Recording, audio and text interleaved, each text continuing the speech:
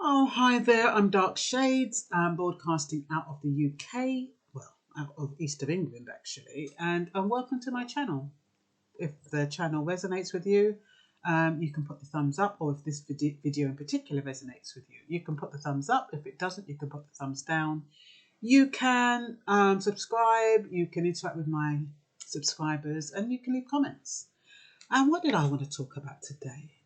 Most people who require counselling are in pain.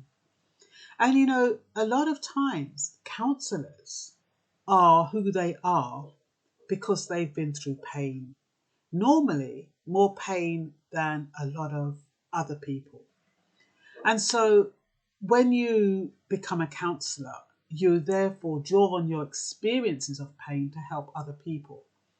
You draw on your experience of rejection, abandonment, all the things that you feel. You draw on those so you can identify with your clients. And today I wanted to talk about pain. And I wanted to talk about pain from loved ones. I mean, we kind of expect pain from strangers, don't we? We kind of expect people who don't know us to disappoint us.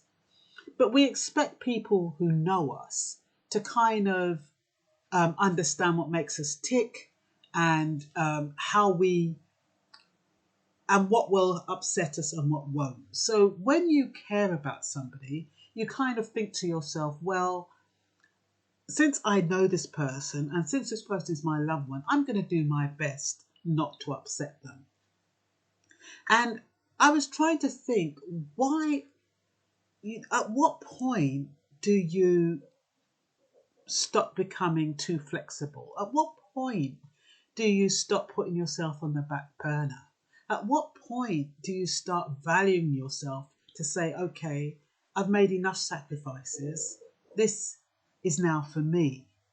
I need to think about myself. At what point do you look after yourself and what you want and your needs, even if it means upsetting someone else, upsetting a loved one?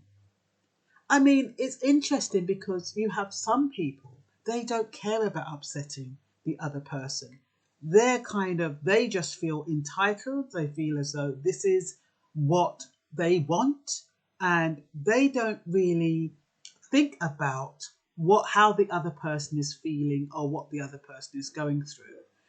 And a lot of times and I'm not even going to say this is a male female ratio, because sometimes it can be same-sex ratio, not necessarily in a same-sex relationship, but it could be same-sex in the fact that it's your brother, your sister, your nephew, your niece, that kind of thing.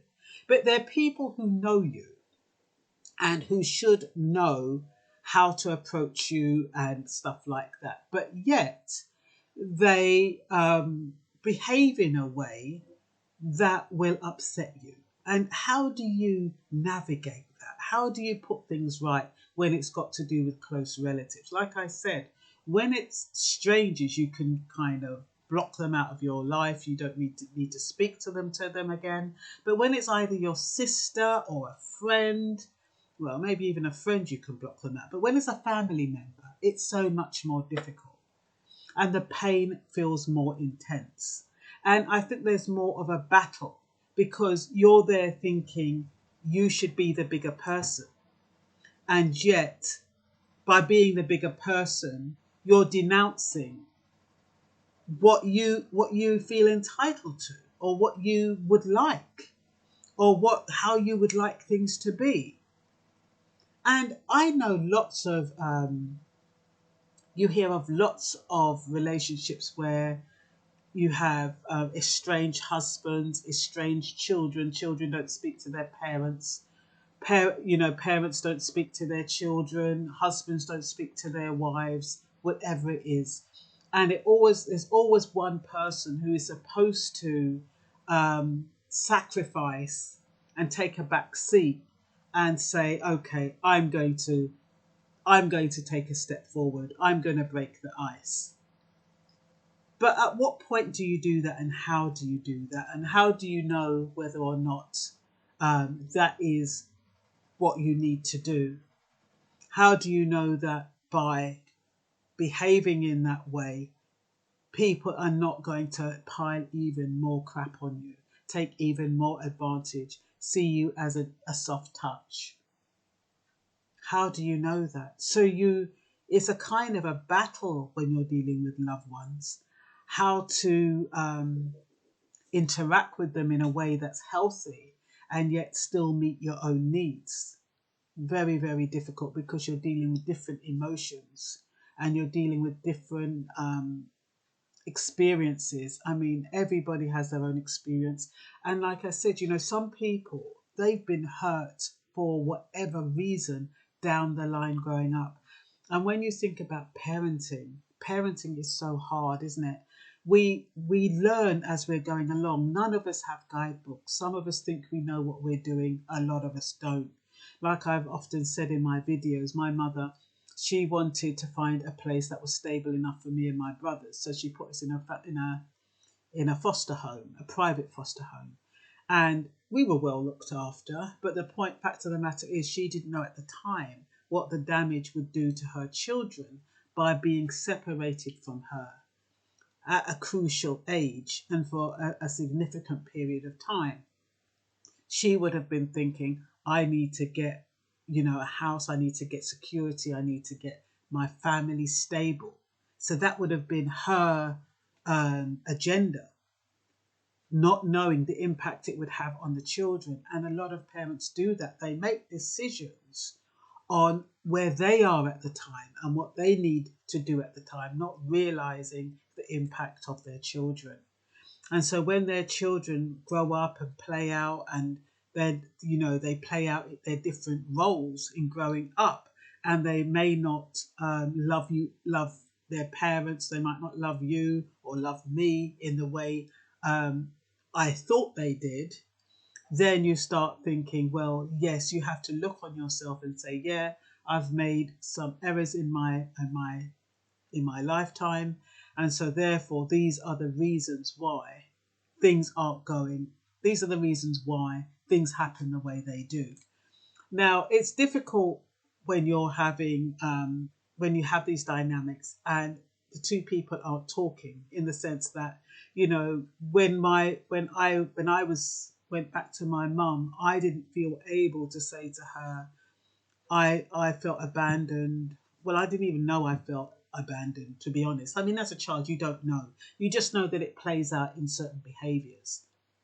So I didn't feel I could go to my mum and say, oh, I felt abandoned and, it's going to affect my life and I'm upset with you, mum. No, because at that point, I didn't know I was upset. I didn't know how it was going to impact me.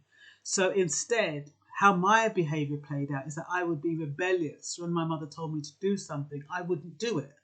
Or I would do it, or say I was going to do it, and I didn't do it. And so my behaviour played out in a rebellious way, almost like, oh, you didn't love me, and it may be on a subconscious level. And so therefore, you did this, and therefore you don't have a right to tell me to do this, because, you know what I mean? Children, because they don't know the bigger picture, they can only create the picture that they have in their minds. And when they're growing up, they carry that picture with them. They carry that memory with them. And sometimes it's based on false information. So once I got to the point where my mum was telling me why she did what she had to do and why she made those sacrifices, it's almost too late, because the behaviour is already born in the child. The child has already gone through this period or this phase where maybe they're going off the rails, maybe they're sneaking out and going to parties, maybe they're sneaking off and seeing boys, whatever it is. The behaviour, the need for nurturance and love outside the family home, because inside the family home, the child feels betrayed. The child feels, okay, I was put in a foster home, now my mum has come and put me back in the home, but I want to be back in the foster home. I want to be with those boys and those girls that I used to have fun with. But now I'm taken out, I'm in my mum's home, but it's kind of boring and whatever you kind of think at the time, or how I felt. That's how I felt when I was in the foster home. Yes, it was a foster home, but there was kids of all nationality, and I made friends.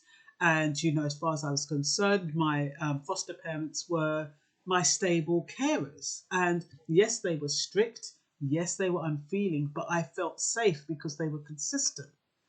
So when my mum came and took me back and took me back home, it was like she took me away again from a stable environment. So not only did she take me away from her stability, from how I had that relationship with her, where I was close to her and she loved me, and then had found herself in a position where she had to put me in a home so she could work, to get the house.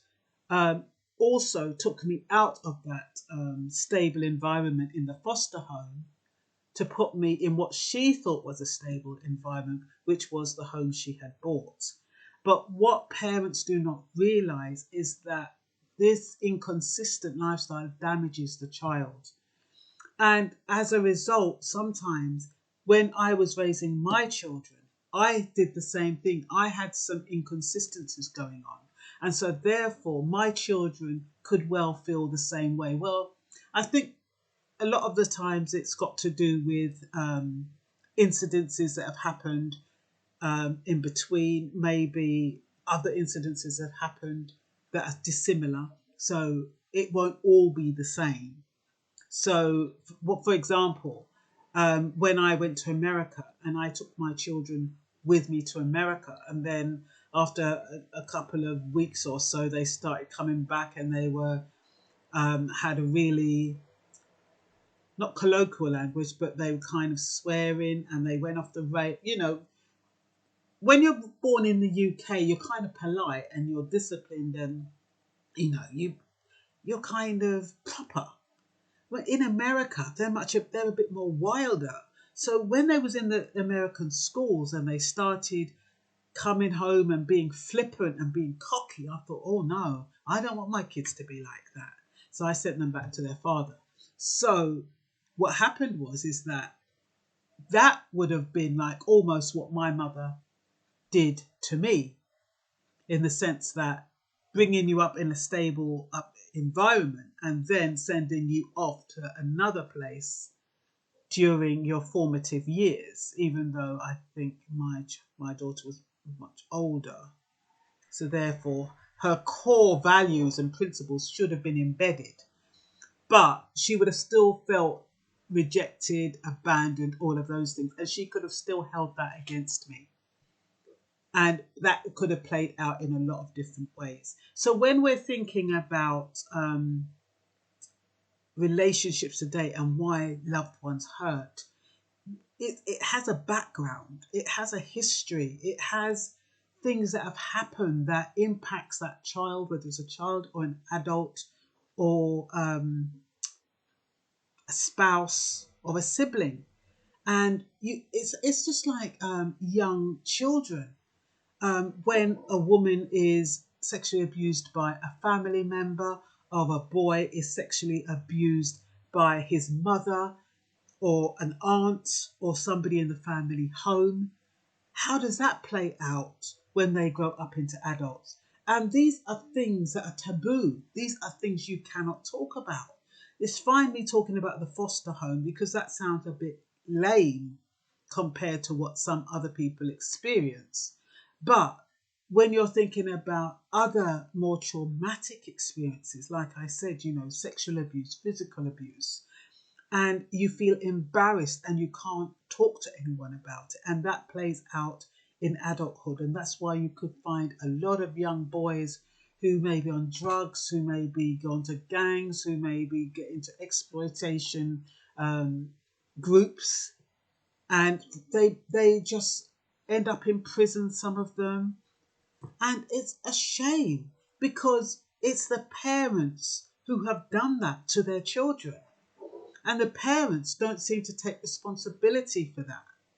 And how do they take responsibility when the horse is bolted already? And you can't change things retroactively or retrospectively. You can't change what already happened. So when a parent and a child has conflict, you have to ask yourself, where does this derive from? What has happened? You know, this bloody fly, I'm going to spray it in a minute. Yeah, what has happened? And when you see children misbehave, what is the reason for that? When you see children who are promiscuous, when you see children who take drugs, when you see young boys who are criminals, when you see boys who are